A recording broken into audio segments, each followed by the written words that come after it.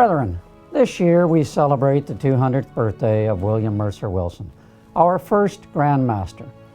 Have you ever wondered what William Mercer Wilson would say if we could speak with him today? Would we talk about how we have changed on the one hand and how we have stayed the same on the other? How would the conversation go?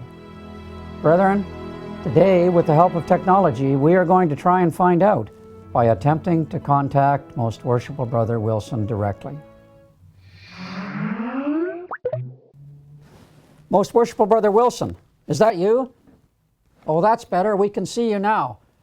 If you look into that square black area, you should be able to see us. My goodness, this is incredible. I can actually see you right here in front of me. Most Worshipful Sir, let me begin by saying good afternoon. We are presently at the 158th annual communication of our Grand Lodge. It's hard to believe, but your picture is now being seen by all the members in attendance here today. You are bigger than life size on this device that we call a screen. We know that you are celebrating your 200th birthday in August of this year, and we wanted to see if we could catch up with you today to wish you a happy birthday from all of the brethren. So congratulations on your 200th birthday. You look great. Grand Master, I'm delighted to hear from you, although I will admit this medium is foreign to me. You say that you can both hear me and see me. Amazing. Who would have ever dreamed we'd be communicating like this? I can assure you that I feel great, and let me tell you, it's wonderful to be 200 years old. The best thing about being 200 years old? No peer pressure. Most Worshipful Sir, let me say that we have made many astounding technology advances since your years, and one of those is the telephone, a variation of which is allowing us to speak with you and see you here today. Back in 1866, you spoke of the telegraph changing the way we communicate. Indeed, it did. And I'll come back to communication in a minute. But I want to begin by telling you about a couple of special events that we have planned for your birthday celebration.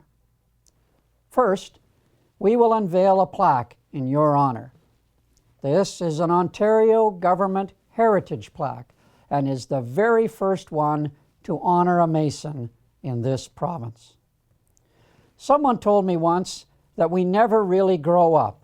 We only learn how to act in public. Well, Most Worshipful Sir, once we put this plaque up, you're going to have to behave in public. Second, let me tell you about an annual award that we have created in your name. It goes to brethren who will not likely serve as a master of a lodge, but who have given exemplary service to the craft. This award was first presented in 1945, and to date, 249 of them have been presented. We know you would be proud of the recipients of the William Mercer Wilson Award, created in your name. These men, like yourself, wise beyond their age, we recognize as ones who understand what it means to always drink upstream from the herd. Grand Master, wise words for one who on occasion did get caught downstream. However, although not a philosopher, I do believe in what Mark Twain once said. Age is an issue of mind over matter. If you don't mind, it doesn't matter. Now, I mentioned advances in communications. Let me tell you about this thing that we call the telephone. It is a device that allows us to talk to others from the far corners of the world over a set of wires, not unlike the telegraph. But it has now advanced to the state where we don't even need the wires. We call it the World Wide Web, and we can send voices, pictures, papers, almost anything to anyone. Well, this thing you call the telephone, was that invented for women?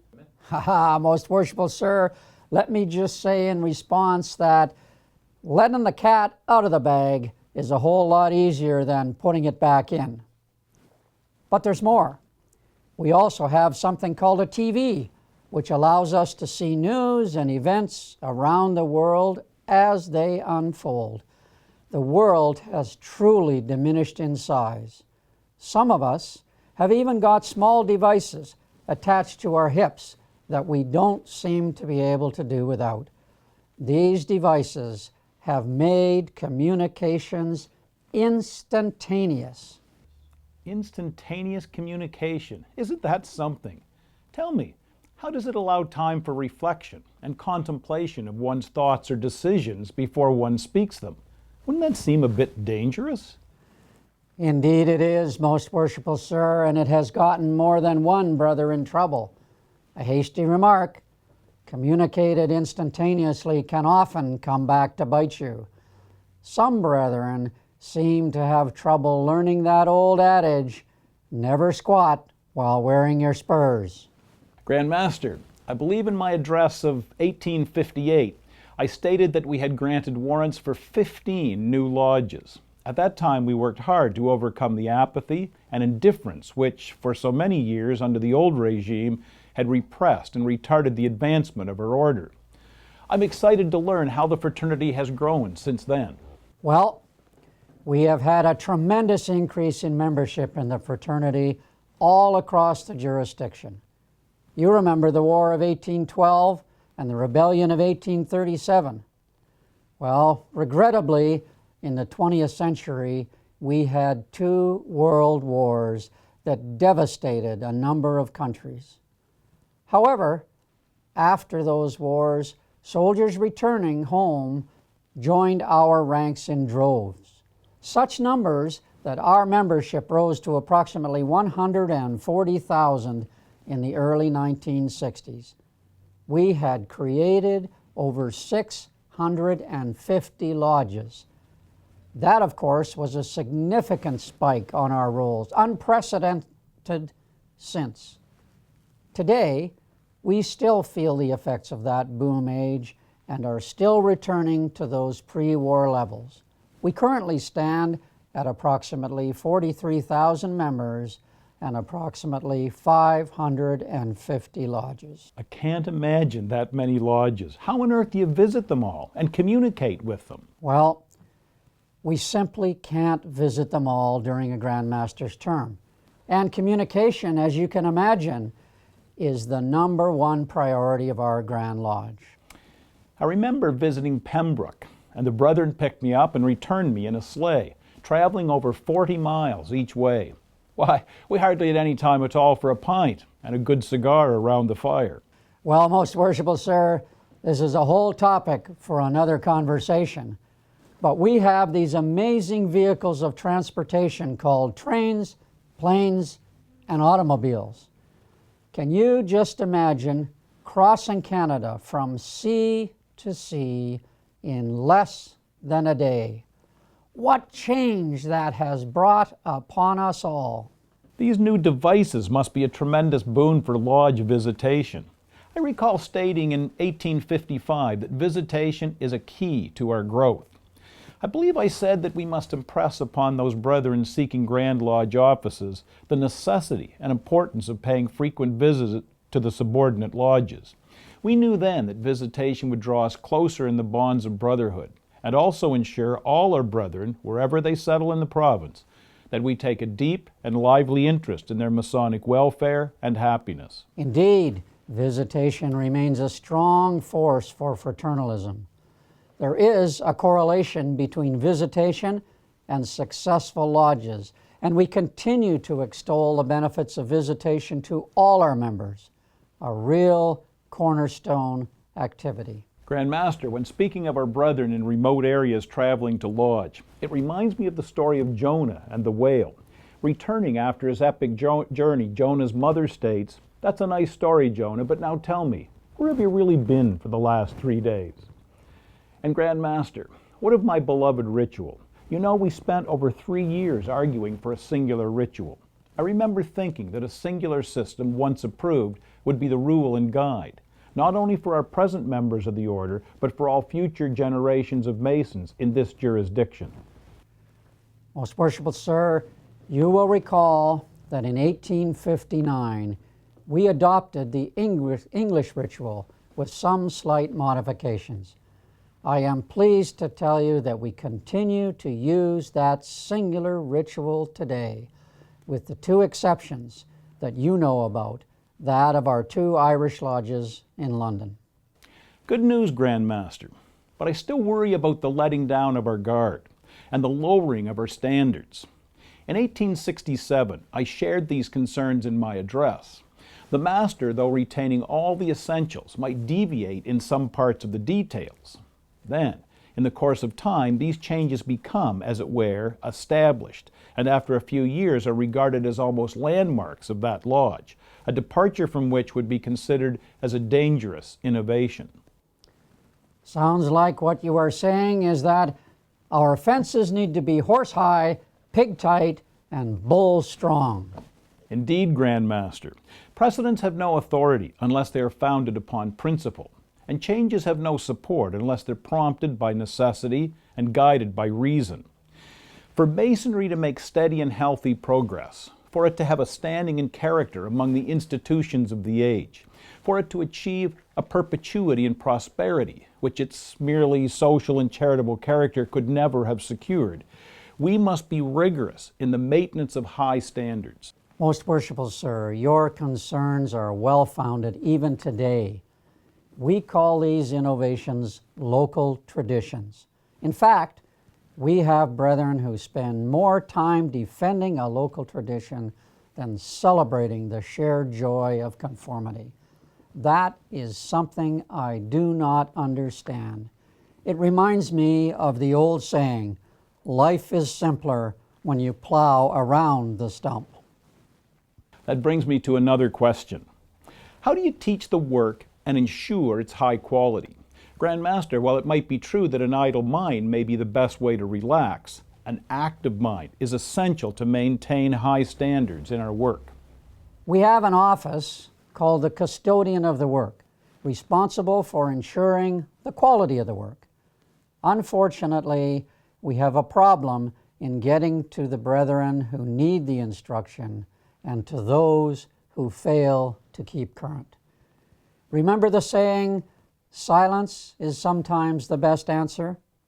Well, sometimes we might be better off if we would just let our new Masons learn directly from the ritual book. Exposure to the old ways and bad habits perpetuates them across generations. Maybe what we need is mandatory retraining for all of those who teach new Masons and whose birth certificate says expired on it. Brother Wilson, as we are now in the process of electing our new leaders, let me ask you if you have some thoughts on Masonic leaders. Indeed I do, Grand Master. In 1858, while many lodges were flourishing, not all were equally prosperous. Some suffered poor attendance, others a general apathy and lack of interest by the members. What was the cause? Invariably, the cause was a careless and inefficient administration of the business of the lodge. Members were in arrears for dues, the liabilities of the lodge remained unliquidated, the bylaws were allowed to be broken with impunity, and the general discipline of the order was not strictly enforced. It is still my opinion that the solution was a more rigid adherence to the rules of the order and the exercise of stricter discipline on the part of those in authority. If officers of our lodges have any regard for Masonry, if they love the order and are desirous that it should flourish, they must reflect more seriously upon their duties and their obligations. For as their positions in the craft are exalted, so are their responsibilities great. I agree most heartily, most worshipful sir. Now, on the good news front, I know you spoke of concerns over morality back in 1858 when you stated, I would earnestly and effectually recommend to you as the most efficient means of ensuring the permanency and extending the influence of the craft, the more earnest cultivation of that beautiful code of morals which runs like a rich vein through the entire system of Freemasonry. I can tell you emphatically that in the world in which we are practicing our Freemasonry today, there is a distinct lack of morality. But that, most worshipful sir, is a double-edged sword and has been the greatest boon of late to our craft. Young men, tired of the lack of morals, ethics, and kindness in the world in which they work, are being drawn to what Freemasonry espouses to offer. A world of high moral standards, a world of integrity among members, a world in which a man can pursue his own spiritual development, yet be a part of something powerful, almost indescribable, with other like-minded men. Grand Master, that is good news. It gives me the same kind of warm, encouraging feeling I get when I whistle. Most Worshipful Brother Wilson, on that note, regrettably, our time comes to an end. What an experience this has been. Before we conclude, I know that many of our newer brethren have not been privileged to hear your words on the Model Master. Those words are as poignant today as they were when you first penned them. I wonder if I might ask you to summarize our chat today by giving us an excerpt from them. Grand Master, that those few words on the role of a Master of the Lodge should endure the test of time touches my heart. For as you well know, it is in the hands of our worshipful Masters that we place the future of Freemasonry. The lessons inculcated on the floor of the lodge room will be what preserve the legacy of this great fraternity on into the future, for generation after generation. I would be delighted to repeat part of that dissertation. The Model Master. The Master of a Lodge should also, in his life and in his conversation, be a model for his brethren to admire and imitate, and should himself practice out of the lodge those great moral doctrines and virtues which he inculcates within its walls. He should be punctual and methodical in all things, and both by his character and conduct command the respect, the esteem, and goodwill of all men. For, as the Master is supreme in his lodge and distinguished by his position in the craft, so should he also be distinguished as the possessor of an irreproachable character, a dignified demeanor, an expanded intellect, and a liberal education. Happy and prosperous must those lodges be which are governed by such men. Grand Master, your successor will be named shortly, and while it might be a bit late, I offer this thought. I've learned that life is like a roll of toilet paper. The closer it gets to the end, the faster it goes. Enjoy.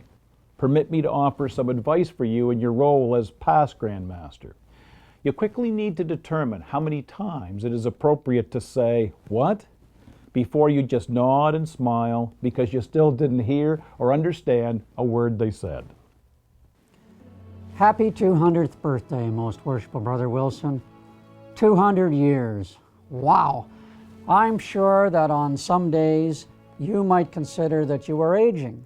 I know that there may be days when you feel like me. First, you forget names. Then you forget faces.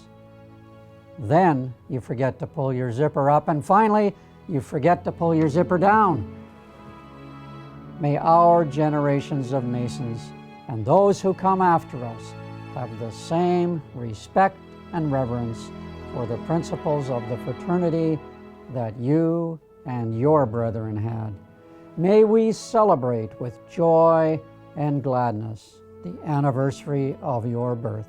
May we continue to benefit from the wisdom of your many, many years of devoted service to our craft, and may Masonry shine forth its light as brightly in the future as it has in the past. To you, Most Worshipful Sir, a toast. Give us a sense of humor. Give us the grace to see a joke, to get some humor out of life and pass it on to other folk. Most Worshipful Brother William Mercer Wilson, we thank you for joining us today. We have appreciated your perspective on many things Masonic in today's world. Brethren, like Most Worshipful Brother Wilson, throughout his leadership of this Grand Lodge until 1875, we, as 21st century Masons in this province, believe in the future of Freemasonry in Ontario.